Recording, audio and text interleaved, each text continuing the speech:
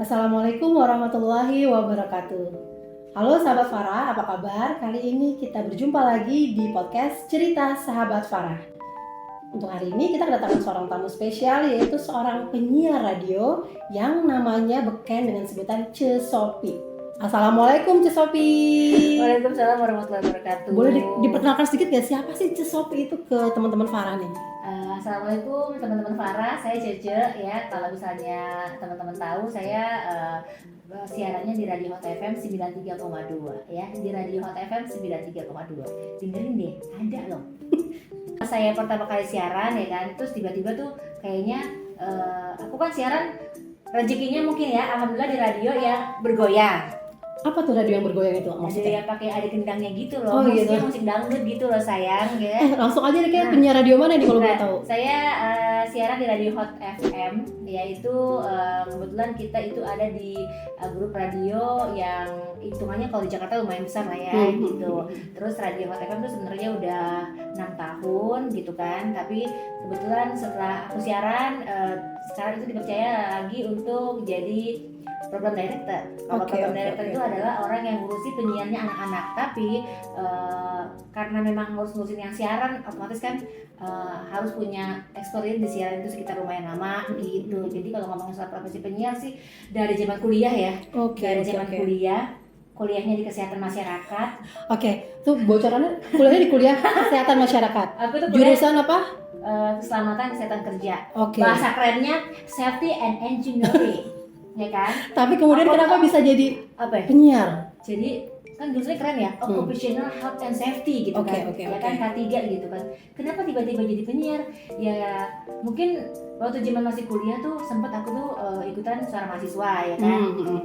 Ya, Bareng kita. bareng lah, ketemu sama Ovi ya kan di suara mahasiswa itu ya kan, zaman kita masih di UI waktu itu. Terus ikutan juga RTC UI. Nah zaman di RTC itu gue nggak nyangkut, saya itu nggak nyangkut, nggak keterima gitu. Terus saya pikir gini, kenapa nggak keterima kan? Kayak ketika selesai kuliah tuh kayak jadi penasaran itu belum selesai gitu loh Vi. Jadi majalah udah pernah, aku tuh penasaran sama dunia radio awalnya gitu. Nah pas ketika kelar kuliah masih nyusun tugas akhir, saya coba ke radio-radio apply gitu awalnya, apply ke radio-radio banyak lah, dari mulai radio anak muda, terus radio, tapi mungkin sadar kali ya dari nama, dari muka kan, saya ngaca nih kayaknya radionya radio dangdut, ini mukanya kayak muka-muka dangdut kan gitu ya kan. Sadar diri coy. Terus saya coba ke radio yang pertama waktu itu radio SPFM, terus kebetulan di sana tuh lowongannya bukan sebagai penyiar, tapi sebagai scriptwriter. Kamu bisa nggak scriptwriter? Bisa. Gitu. Padahal sih nggak punya skill, belum ada pengalaman juga ya. Nggak nekat, kayak tinggal browsing aja kan. Zaman itu kan akhirnya di kantor kan internet gratis kan, jadi saya coba cari learningnya adalah gimana caranya bisa bikin skrip radio dengan bahasa tutur, baik skrip dan juga bikin spot. Jadi waktu itu karena kita scriptwriter awalnya, yang judulnya bikin skrip aja, itu kebetulan radio itu memang radio dangdut tapi karena banyak saya. Jadi kerjaan tuh jadi banyak banget, lama jadi belajar. Menurut aku tuh jadi awalnya dari situ. Nah dari scriptwriter tadi terus jadi penyiar. Apa yang paling mengasihkan sih jadi penyiar sebenarnya? Spesialnya lagu dangdut ya? Happy sih. Happy ya? Nih ya teman-teman para ini ya, kalau misalnya udah masuk ke dunia, menurut saya nih, karena saya udah lama di radio, ketika kamu sudah ada di lingkungan radio, walaupun dia apalagi sebagai penyiar, ketika kamu sebagai penyiar pasti kangen banget, kayaknya nggak punya masalah gitu hidup, kayaknya happy gitu. Apa karena bersembunyi gitu ya, suaranya doang yang kedengeran tapi orangnya nggak kelihatan? Mungkin ya. Jadi kan ya, kalau bisa jadi penyiar radio kan nggak perlu cantik ya kan, yang penting kan punya suara yang nggak cacat vokal gitu. Padahal sebenarnya nggak juga sih, sebenarnya mungkin pede orang yang suara cadel juga bisa ketemu jadi penyiar radio kok.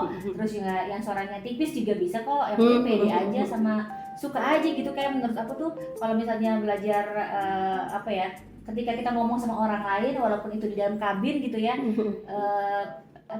bisa kasih manfaat sama orang-orang. Jadi satu suara bisa berjuta manfaat menurut aku gitu. Orang yang lagi sedih dengar radio mungkin bisa jadi happy dengar lagu yang kita bawain. Terus misalnya orang yang lagi putus asa bisa seketika langsung bisa menjadi bahagia karena dia mendengarkan motivasi ataupun cerita-cerita yang dia sebenarnya lupa, menurut saya gitu.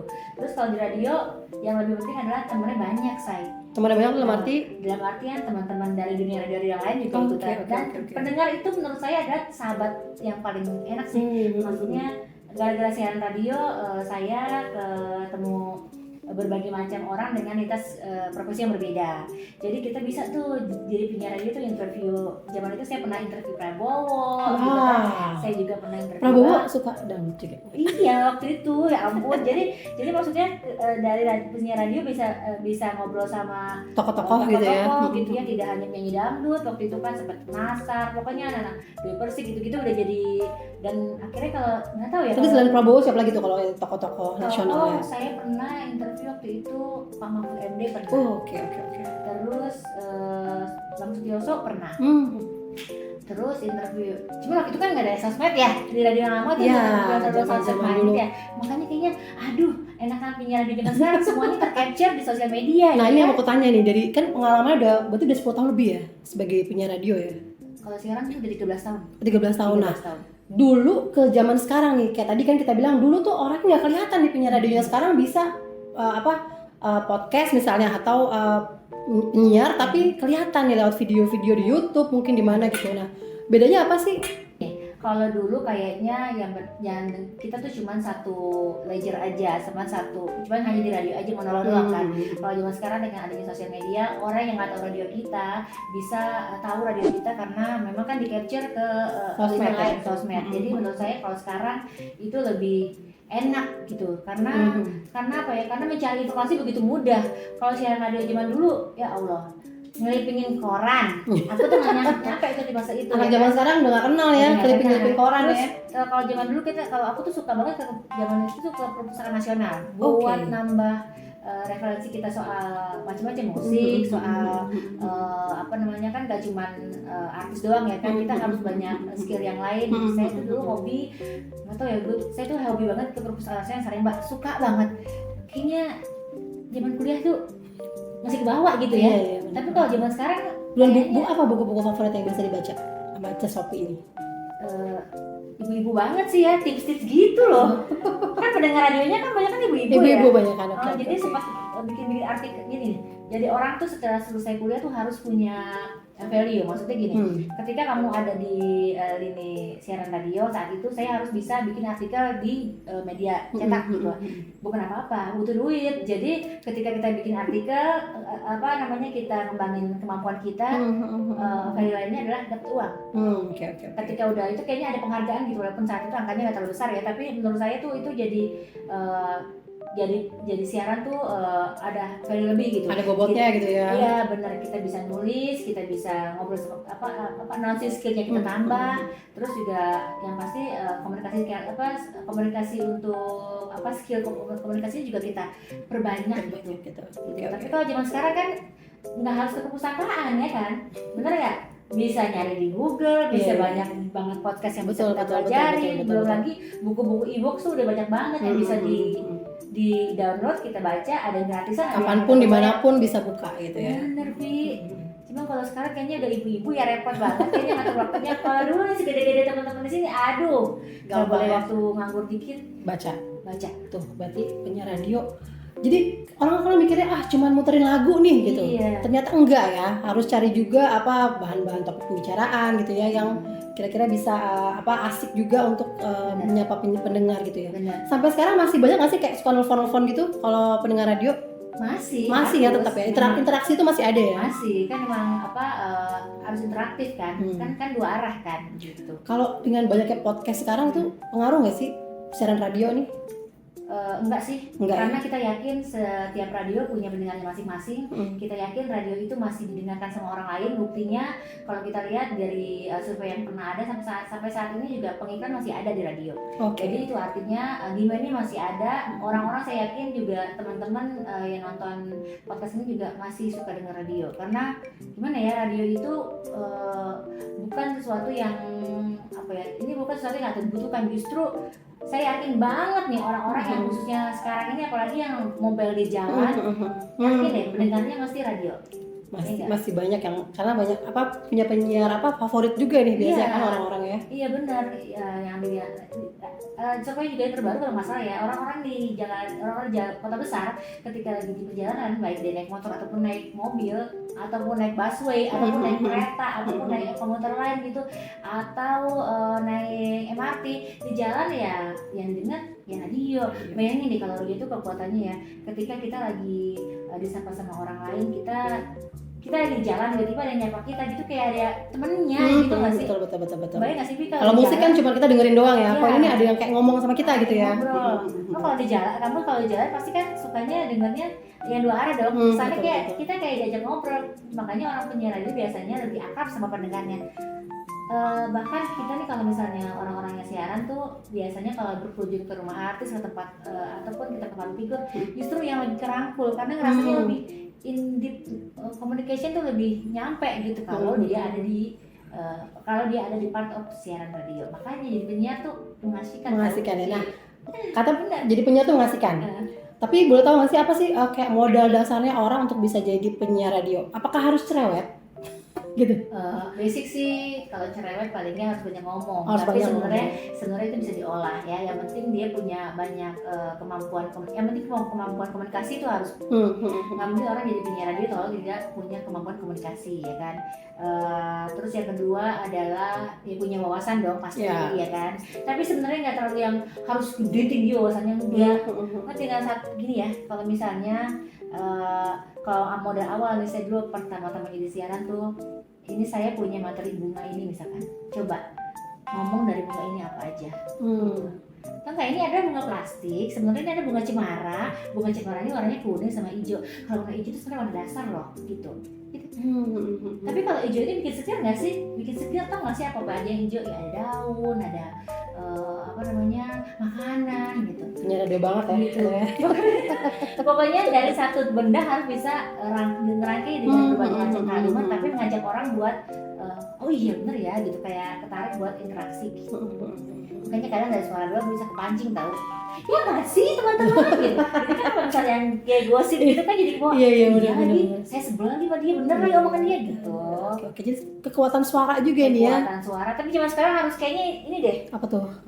Kekuatan suara sama kekuatan wajah juga harus dicacap kayaknya ya. Karena ya Allah, udah semua harus tertangkap layar gitu ya. Semua tuh sekarang ada kamera, ada segala macam gitu. Kalau sekarang kan pasti ketika dia siaran dia punya podcast juga, punya YouTube channel juga ya kan. Jadi kalau misalnya ke dalam ruang siaran harus cantik sekarang. Gak harus cantik orangnya, maksudnya harus rapi penampilannya. Gitu ya. Ini jangan out-outan. Kalau zaman saya dulu pertama siaran datang ke studio, kadang-kadang aduh maaf ya, siaran pagi kadang suka belum mandi gitu kan.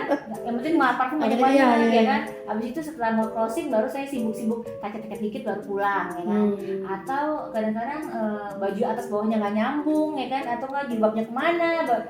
Kalau dulu mah cuma jilbab nempel gini kan orang ada yang tahu ya kan, sampai kantor baru beberes. Kalau sekarang kayaknya enggak deh. Ketika mau siaran itu harus tampilnya ya proper lah, kayak kita gini lah, malu lah ya. Sekarang mau sosmed di mana-mana. Aduh. Teman-teman Maradot aja jangan lupa buat selalu dengerin Radio Hot FM 93,2 FM. Ingat 93,2 FM, Radio Hot FM juaranya lagu enak. So pasti lagunya enak-enak, penyiarnya cantik-cantik dan ganteng. Makanya udah paling bener denger radio cuma di Hot FM. Penyanyi dangdut favoritnya siapa nih, Sophie? Saya suka sama Eri Susan. Oh, Eri Susan. Oke, kalau yang muda-muda, kalau ngelihat dunia dangdut sekarang gimana? Regenerasinya gimana? Bagus sih regenerasinya karena talenta artis itu terus bertumbuh, berdatangan dengan suara yang bagus banget, luar biasa. Terus juga dan mereka semua sadar betul kalau mereka bisa besar. Ya salah satunya adalah aku sih nggak peres ya, tapi banyak teman-teman rata-rata tiap nyanyi itu ketika berpromosi mesti yang pertama dilakukan adalah di main radio. Oke. Karena ketika lagunya banyak diputar, dia apalagi kalau dia sampai di happy rotation, artinya kan masyarakat suka. Betul. Ketika masyarakat suka berarti artinya artis ini lumayan dikenal sama masyarakat. Ujungnya dia punya fans akan lebih banyak. pekerjaan buat artis tersebut dan juga labelnya akan lebih banyak kan gitu. Jadi salah satu indikator juga ya berhasil untuk artis-artis ini adalah ketika mereka sukses di radio gitu ya. Benar. Sampai sekarang tuh masih ya. Benar sampai sekarang masih, dan kadang-kadang gini, kakak aku lagi mau acara di sini, kakak mau ikut nggak gitu, kakak kasih info dong gitu. Pokoknya atau enggak kita juga gini, kita lagi butuh nih misalnya, kita biasa mau ada acara, ayo dong ada bantu dong gitu. Jadi sebenarnya sama-sama saling membantu, apalagi industri sekarang kan nggak selalu kolaborasi ya kita ya. Kolaborasi ya, kalau enggak agak berat deh. Tapi yang pasti dalam dunia perdangdutan sekarang ini masih bagus banget. Karena dangdut is the music of my country ya. Bener banget. Dari dulu sampai sekarang, dari kuliah sampai sekarang udah jadi ibu. Anaknya berapa? 2. Nah kalau keluarga sendiri, suami sama anak-anak, apa sih ini komentarnya? Ibu saya ini penyiar radio dangdut nih, gitu. Terus suaranya juga ada di mana-mana. Seperti apa sih support mereka? Alhamdulillah mereka selalu support mamahnya, uminya ya kan. Terus palingan saya tuh jadi kayak nyontoin anak-anak juga harus berani untuk berbicara. Paling nggak ini menjadi ketika mamahnya bekerja, dia tahu nih, oh uminya kerja ini buat mencari nafkah keluarganya. Terus ini kalau dari mereka sih so far sangat mendukung. Mamahnya juga kadang-kadang ngomong gini, Mi kenapa sih misalnya di mobil tuh kadang-kadang kan kalau sama Umi nih mesti deh radionya radio Hot FM. Iya kan di situ karena kan saya suka sama musiknya. Tapi anak-anak namanya zaman sekarang kadang-kadang tantangannya adalah ketika dia suka banget sama budaya K-pop. Oke. Jadi apalagi kalau misalnya mungkin karena masih usianya masih SD kan, karena teman-temannya rata-rata mungkin penyuka budaya K-pop juga. Tapi kalau ketika saya masukin ini sebenarnya musik asli Indonesia kita loh gitu. Jadi sebenarnya musiknya enak loh. Ya lama-lama dia ngikut aja. Happy aja. Malah kadang-kadang Umi yang dengerin nih gitu. Nanya. Jadi dia pede juga. Iya, betul. Jadi akhirnya dia karena mencontoh saya di sekolahannya pun pede gitu ketika dia bukan bawain acara ya, lebih sering jadi kayak MC skill gitu loh. Oke. Bawa mamanya. Senang sih, didukung lah insyaallah mah. Terakhir nih, tipsnya supaya kan jadi penyiar radio salah satu contoh untuk perempuan bisa berdaya gitu ya. Nah, apa tips dari Cesopi nih supaya perempuan Indonesia ini bisa berdaya menurut profesi mereka masing-masing gitu? Saya pikir adalah kalau misalnya perempuan itu yang pertama harus punya value. Yang pertama ya, value buat diri sendiri, terus juga value buat orang sekitarnya, yaitu keluarga dan juga teman-teman dan juga orang di sekitarnya. Yang paling penting adalah ketika kita punya skill, jangan cuma dipendem. Jadi begitu banyak ya perempuan-perempuan yang punya skill dipendam. Artinya gini, kalau misalnya memang dikondisikan tidak bisa bekerja keluar rumah, sebetulnya skill itu bisa dibawa kemana aja. Kalau punya kemampuan buat olah suara ya kamu bisa jualan. Nah, pakai cara kamu bisa buat jualan lewat TikTok mungkin, atau lewat Instagram mungkin, atau mungkin kamu bisa berpromosi. Yang pasti biar mempunyai value itu ya misalnya biar makin perempuan itu ya lu tuh harus peduli apa yang ada di diri lo ya keluarin, jangan cuma dipendem. Ya, kalau misalnya dipendem ya nggak jadi apa-apa. Dan ingat loh, perempuan itu ibu itu adalah contoh buat mamahnya. Kalau mamahnya bisa memberikan contoh yang baik buat anaknya, misalnya kita nih perempuan bekerja ya kan, pasti anaknya juga melihat tanpa kita mengurangi porsi sebagai ibu gitu. Jadi menurut aku ya lakuin yang kita bisa dan yang terbaik yang kita kasih, pasti hasilnya akan ngikutin. Boleh tepuk tangan nih teman-teman buat tamu kita. Nah, jadi ya maaf ya. Udah ketahuan ya dari cara ngomongnya penyiar radio, udah nggak diragukan lagi dengan pengalaman tadi 13 tahun sebagai penyiar radio. Tapi untuk membuktikan bener nggak sih ya Cesopi ini adalah penyiar radio, boleh nggak kalau closing podcast Farah pada hari ini nih, Cesopi nih yang nutup nih, boleh dong? Aduh. Gimana? Khasnya Cesopi dulu waktu zaman masih siaran gimana? Kayak gimana? Kalau kayak siaran gini ya, pas dari jam 2 FM, Hot FM juaranya lagu enak barengan sama saya Cece di podcast Cerita Sahabat Farah ya.